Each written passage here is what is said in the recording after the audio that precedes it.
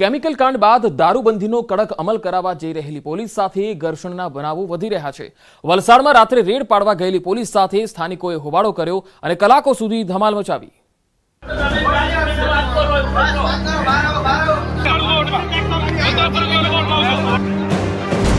Police સ્ટેશનમાં ઘૂસી આવેલું ટોળું, પોલીસ સાથે ચાલી રહેલી રકઝક।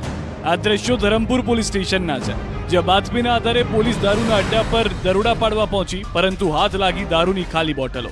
પોલીસે ખાલી બોટલોની રસ્તા પર જ ફોડીને નિકાલ કર્યો, જેના કારણે સ્થાનિકો વિફર્યા અને પોલીસ સાથે ઘર્ષણ શરૂ કર્યું। ફૂટેલી બોટલોના કાચ રસ્તા પર વિખરાતા સ્થાનિકોએ પોલીસનો ઘેરાવનો પ્રયાસ કર્યો।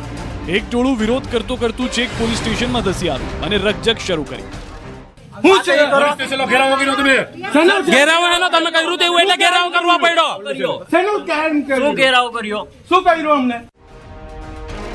સ્થાનિકોની વધારે પડતી ઉગ્રતાને જોઈને પોલીસે પોતાનો રંગ દેખાડ્યો અને બ્રીથ એનાલાઇઝરથી એકને ચકાસવા શરૂ કરતા ફફડાટ મચી ગયો।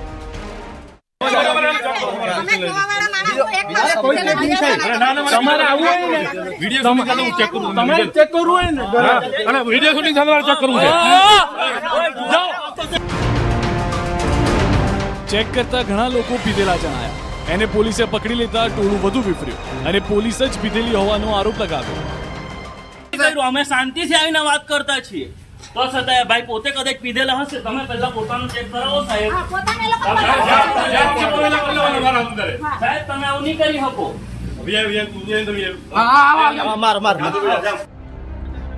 પોલીસે કડક હાથે કાર્યવાહી કરીને મામલો થાળે પાડ્યો। જો કે સોશિયલ મીડિયામાં આ વિવાદ હાલ ખૂબ વાયરલ થઈ રહ્યો છે।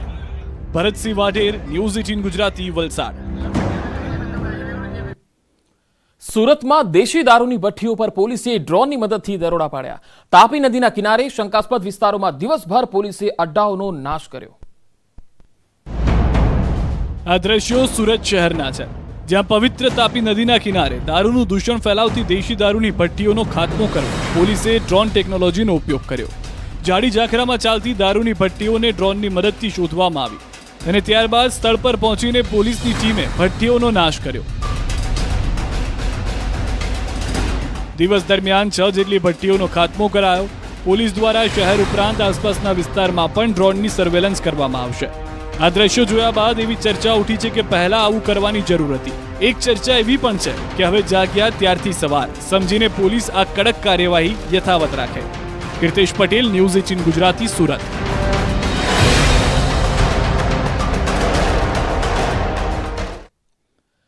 કેમિકલ કાંડ બાદ સરકાર હવે મિથેનોલ આલ્કોહોલ પર અંકુશ મૂકવા પોલિસી તૈયાર કરી રહી છે। અલગ અલગ જિલ્લામાં પોલીસ એક્શનમાં પણ આવી છે। બોટાદ અને અમદાવાદ એમોસ કંપનીમાંથી મિથેનોલ ચોરાયું। એ ઝેરી કેમિકલથી 44નો જીવ ગયો। ત્યારબાદથી સરકારે મિથેનોલના બે રોકટોક ઉપયોગ પર નિયંત્રણ લાદવા જઈ રહી છે, જેના સંકેત ખુદ ગૃહ રાજ્યમંત્રી હર્ષ સંઘવીએ આપ્યા। અને હું આપને વિશ્વાસ અપાવું છું કે આમાં કોઈ બી વ્યક્તિ જોડાયેલો હશે, કોઈને છોડવામાં આવશે નહીં।